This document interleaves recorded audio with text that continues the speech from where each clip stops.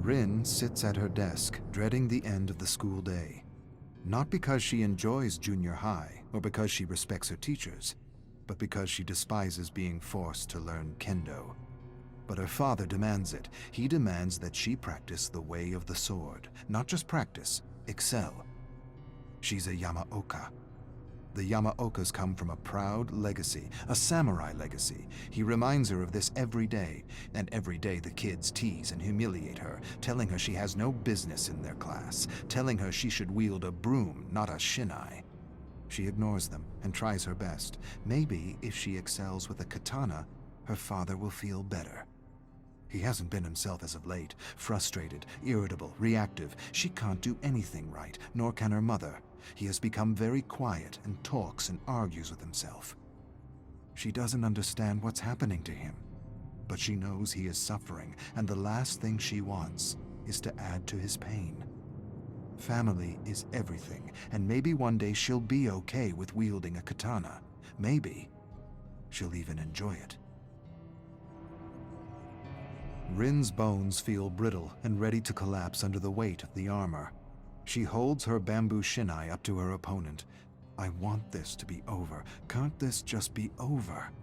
Her opponent insults her. He tells her there's a shattered window in the changing room she ought to clean before someone cuts themselves, Janitor Yamaoka. He laughs. He makes another janitor joke at her expense. A sudden heat rushes up her face. She wants to shove the shinai down his throat. See how he laughs with wood and splinters piercing through his stomach. Splinters piercing through his throat. Where did those thoughts come from? It's not like her to think such thoughts. She angles her shinai and feels something strange inside. She's never felt anything like it before, like a waking dragon in her heart.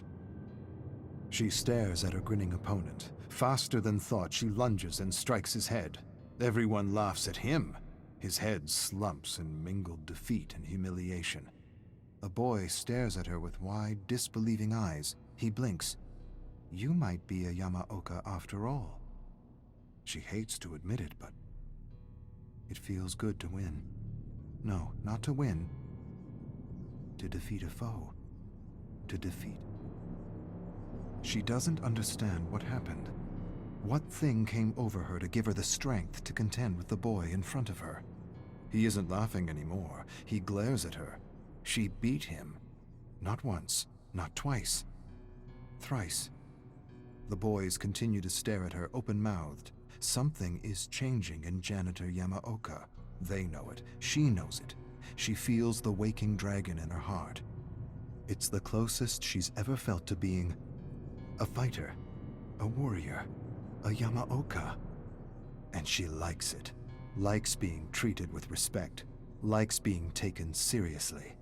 For an instant, she imagines herself beside the great Renjiro Yamaoka and his son Kazan. Something tugs in her heart, and the dragon stirs. And the dragon, she realizes, is the waking of her raging Yamaoka blood. Janitor Yamaoka, you got lucky. Let's see how lucky you really are. Boys close in on her, cursing, jesting, shouting. She wants to run, but doesn't see an opening. She wants to apologize for being good with a shinai, but the waking dragon inside her heart won't allow it. She didn't do anything wrong. She has no reason to apologize. She finally did what she was supposed to do, and now they close in on her as though she had cheated, as though they could see the dragon that had helped her. She feels scared. Where is that dragon now? Where is the spirit of her ancestors? She raises a pleading hand for her abusers to stop. You will pay. You made me look foolish.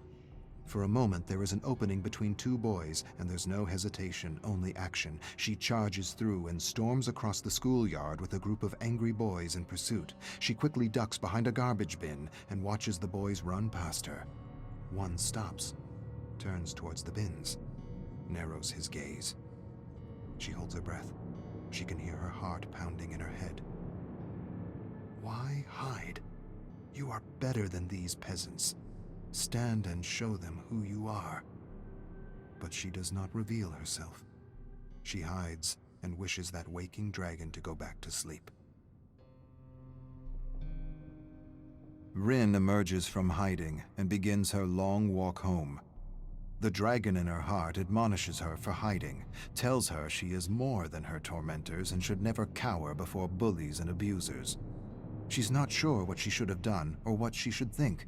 Maybe she should have faced them. Maybe she should have confronted them. Maybe she should have beaten them down and torn them limb from limb. Limb from limb? What am I thinking? Where did that come from? Limb from limb. What dark thoughts are these? Before she can answer her own question, she hears a voice. She hears her tormentors jeering and spewing insults at her. She doesn't turn around. She doesn't run. She doesn't run because she knows what's coming, and she doesn't care. The dragon within tells her everything's going to be okay.